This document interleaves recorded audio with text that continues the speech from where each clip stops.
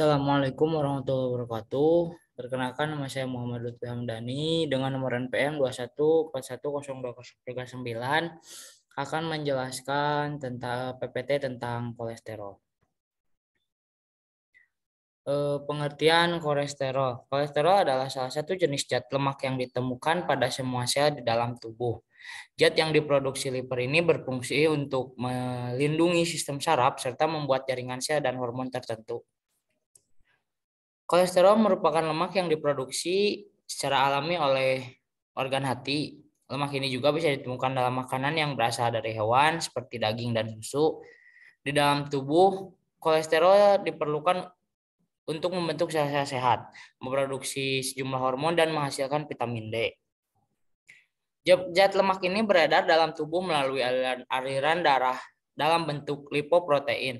Terdapat dua jenis lipoprotein yang membawa zat lemak ini ke seluruh tubuh, yaitu HDL atau high density lipoprotein yang dikenal sebagai kolesterol baik dan low density lipoprotein yang dikenal sebagai kolesterol jahat. Jenis-jenis kolesterol. Jenis-jenis kolesterol yaitu ada tiga, ada LDL, HDL, dan trigliserida. LDL adalah low density lipoprotein. LDL sering dikenal sebagai kolesterol jahat. LDL berfungsi membawa kolesterol ke seluruh tubuh melalui pembuluh darah arteri, pembuluh darah yang membawa darah dari jantung ke seluruh tubuh. LDL berfungsi membawa kolesterol ke seluruh tubuh melalui pembuluh darah arteri. Apabila kadarnya terlalu tinggi, LDL akan menumpuk di dinding pembuluh arteri. LDL dikenal sebagai kolesterol jahat. Yang kedua yaitu ada high density lipoprotein. High density lipoprotein berfungsi mengembalikan kolesterol berlebih ke hati untuk dikeluarkan dari tubuh. Oleh karena itu, HDL dikenal sebagai kolesterol baik.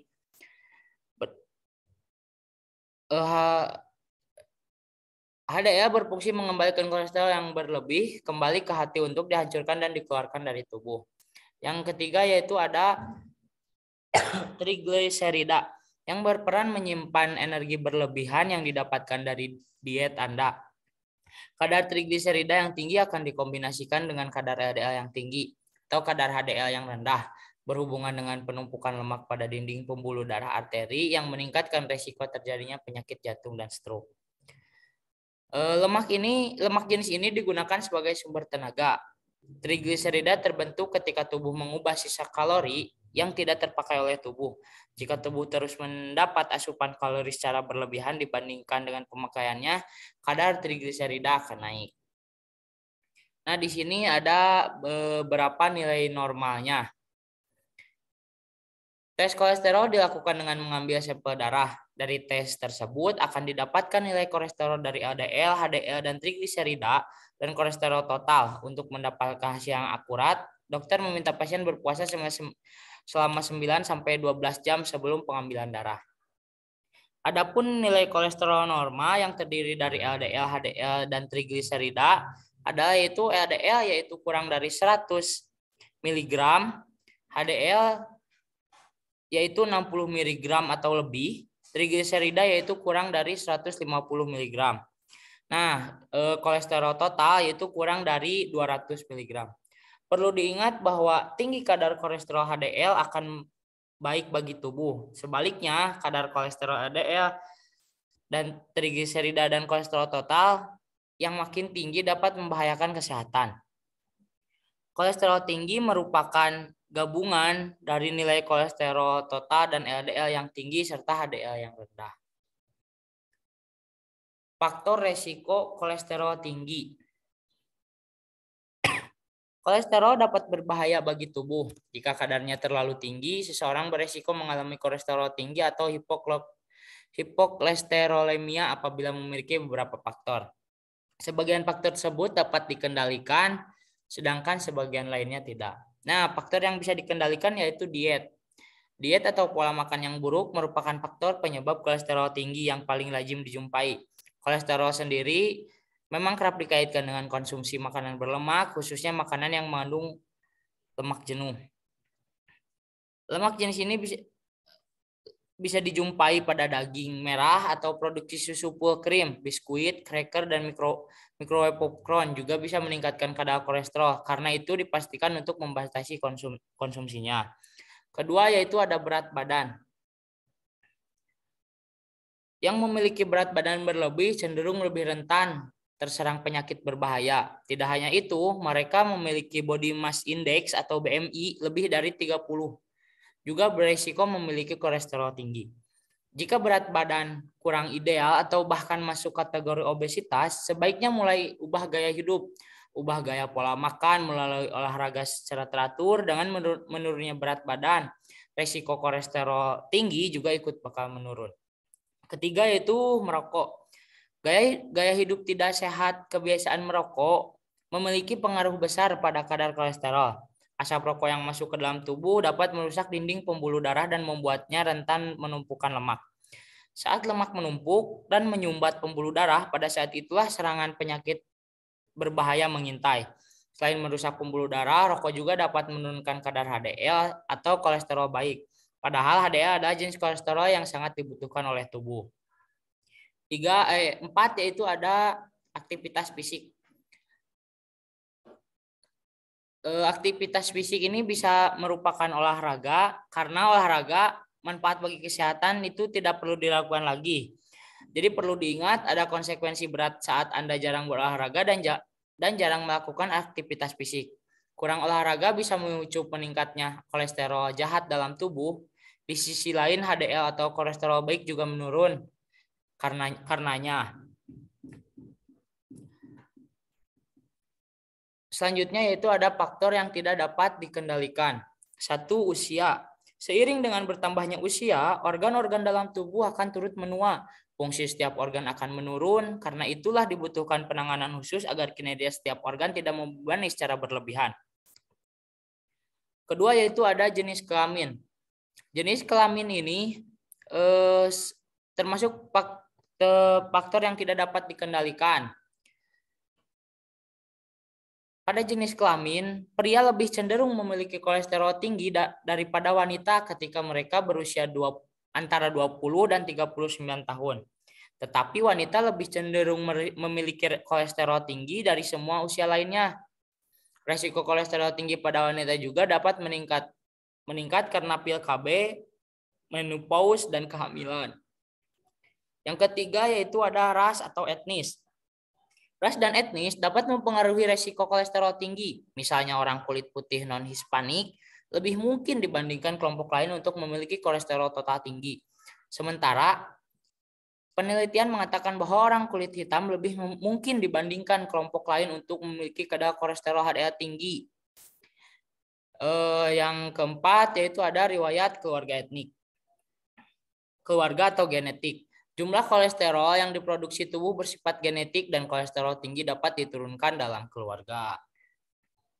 Slide selanjutnya yaitu ada diagnosis kolesterol tinggi. Untuk mengetahui kadar kolesterol, dokter akan terlebih dahulu melakukan tanya jawab mengenai gaya hidup, pola makan, dan riwayat kolesterol tinggi atau penyakit lain dalam keluarga.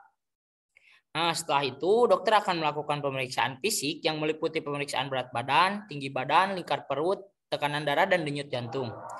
Tes kolesterol dilakukan dengan mengambil sampel darah. Dari tes tersebut akan dapat nilai kolesterol yang tinggi dari LDL, HDL, trigliserida, dan kolesterol total. Untuk mendapatkan hasil yang akurat, dokter meminta pasien berpuasa selama 9 sampai 12 jam sebelum pengambilan darah. Dan perlu diingat bahwa makin tinggi kadar kolesterol HDL akan baik bagi tubuh. Dan sebaliknya, kadar kolesterol LDL, trigliserida, dan kolesterol total yang makin tinggi dapat membahayakan kesehatan. Kolesterol tinggi merupakan gabungan dari nilai kolesterol total dan LDL yang tinggi serta HDL yang rendah. Selanjutnya yaitu ada komplikasi kolesterol tinggi. Kadar kolesterol yang berlebihan perlu ditangani. Apabila dibiarkan, kolesterol akan menumpuk di dinding pembuluh darah arteri dan membentuk plak sehingga membuat arteri menyempit. Kondisi ini disebut dengan aterosklerosis. Aterosklerosis yang tidak dapat ditangani dapat menimbulkan komplikasi serius berikut seperti penyakit jantung koroner, serangan jantung, penyakit ginjal, penyakit arteri perifer, stroke, tekanan darah tinggi, dan batu empedu. Pencegahan kolesterol. Untuk mencegah tingginya kadar kolesterol dalam tubuh, ada sejumlah upaya yang dapat dilakukan, yaitu tidak merokok, berolahraga secara rutin minimal 30 menit sehari, mengelola stres dengan baik dengan cara tidak berpikiran yang lebih, 4. Menurunkan berat badan atau menjaga berat badan agar tetap ideal, 5. Menerapkan pola makan yang sehat dan bergizi lengkap dan seimbang, 6. Mengonsumsi makanan yang mengandung serat seperti buah-buahan dan sayur-sayuran, 7. Membatasi makanan yang mengandung kolesterol tinggi, dan 8. Membatasi konsumsi minuman beralkohol. Pengobatan kolesterol tinggi. Cara untuk mengobati sekaligus mencegah kolesterol adalah dengan menjalani pola hidup sehat, seperti rutin berolahraga, banyak mengonsumsi makanan sehat, misalnya buah dan sayur, seperti tidak merokok dan tidak mengonsumsi alkohol. Pengobatan kolesterol tinggi yaitu dengan cara menjalani gaya hidup, olahraga rutin, menghindari makanan yang digaring, membatasi makanan berlemak tinggi, dan berhenti merokok. Jika kadar kolesterol tinggi tak kunjung turun, yaitu konsumsi obat. Ada obat golongan statin, simvastatin, dan atorvastatin, ezetimibe, kolestiramin. Nah, dan jika kadar trigliserida juga tinggi, yaitu mengonsumsi obat fibret, fenofibret, dan gemfibrozil, suplemen omega 3, dan vitamin B3 atau niacin. Diet pangan kolesterol. Diet pangan kolesterol yaitu ada diet Mediterania dan diet keto. Diet Mediterania dilakukan dengan mengonsumsi lebih sedikit karbohidrat dan protein. Jenis diet ini menekankan pada konsumsi lemak sehat dari makanan seperti minyak zaitun, kacang-kacangan, biji-bijian, buah, sayuran, serta unggas tanpa lemak. Dan ada diet keto. Diet keto bertujuan untuk menempatkan tubuh dalam keadaan ketosis dan membakar lemak menjadi energi. Ini merupakan pola makan tinggi lemak, protein sedang serta sangat rendah karbohidrat. Alasan mengapa diet pangan Mediterania. Diet Mediterania dapat menjadi pilihan yang tepat untuk menurunkan kolesterol karena pilihan makanan yang menekankan protein nabati seperti kacang-kacangan, biji-bijian, sayuran, dan buah hingga ikan.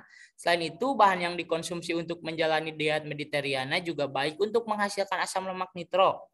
Kandungan tersebut mampu menurunkan tekanan darah dengan cara memblokir enzim tertentu. Hal ini dihasilkan dari konsumsi lemak tidak jenuh dicampur oleh kandungan nitrat secara bersamaan ketika masuk ke dalam tubuh. Ada juga alasan mengapa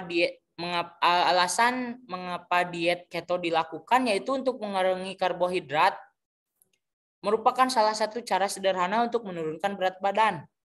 Diet rendah karbohidrat seperti diet ketogenik dapat membantu membangkas jaringan lemak berlebih di tubuh untuk digunakan sebagai sumber energi. Selain itu, diet ini juga membuat asupan energi menjadi lebih stabil. Orang yang menjalani diet ketogenik akan mengonsumsi lebih banyak lemak sehat, protein, dan serat. Pola makan ini dalam jangka panjang dapat membantu mengurangi kadar kolesterol jahat (LDL) dan trigliserida, serta meningkatkan kolesterol baik atau HDL. Contoh menu makan penderita kolesterol. Pada hari 1 dan hari 8, hari 1 sampai 8, sarapannya yaitu teh dan gula rendah kalori. Di makan siang yaitu 2 telur rebus, bayam, 1 buah kentang, dan 1 buah tomat. Makan malam yaitu 150 gram daging goreng dan selada. Pada hari 2 dan 9, sarapan yaitu 150 gram daging goreng, selada, 1 kentang rebus, dan 1 buah segar. Pada makan siangnya yaitu 150 gram ayam kukus dan 1 buah pisang. Hubungan makanan dengan penyakit kolesterol. Pada sayuran dan buah merupakan kelompok makanan sehat yang nutrisi dan baik dikonsumsi oleh penderita kolesterol. Kandungan serat, vitamin, dan mineral di dalamnya dikenal baik untuk kesehatan tubuh dan mampu menurunkan kolesterol jahat. Kedua yaitu ada ikan. Penderita kolesterol tinggi juga dianjurkan untuk mengonsumsi makanan yang mengandung asam lemak omega 3, seperti ikan salmon, ikan kembung, dan ikan sarden. Lemak sehat omega 3 diketahui baik untuk mengurangi kadar trigliserida dalam darah, menjaga kadar kolesterol baik. Ketiga yaitu ada biji-bijian utuh. Biji-bijian seperti biji bunga matahari, gandum, dan chia seed juga termasuk dalam jenis makanan sehat untuk penderita kolesterol tinggi. Jenis makanan ini kaya akan vitamin, mineral, protein, lemak sehat, antioksidan, serta serat larut yang disebut beta-glukan. Berkat beragam nutrisi dan serat di dalamnya, biji-bijian baik dikonsumsi untuk menurunkan kolesterol jahat dan mengurangi penyerapan kolesterol di dalam saluran cerna. Keempat yaitu ada kacang-kacangan. Kacang-kacangan juga mengandung aneka nutrisi, serat, dan antioksidan yang baik dikonsumsi oleh penderita kolesterol tinggi. Beberapa jenis kacang dapat dikonsumsi oleh penderita kolesterol yaitu ada kacang polong, kacang kedelai, dan kacang almond. Makanan yang diperkaya yang keenam yaitu ada makanan yang diperkaya stanol dan sterol. Stanol dan sterol merupakan senyawa pada tanaman yang dapat menghambat penyerapan kolesterol di dalam usus, sehingga bisa menurunkan kadar kolesterol dalam darah. Kedua senyawa ini bisa diperoleh dari beragam jenis makanan nabati, termasuk biji, kacang, serta buah dan sayuran.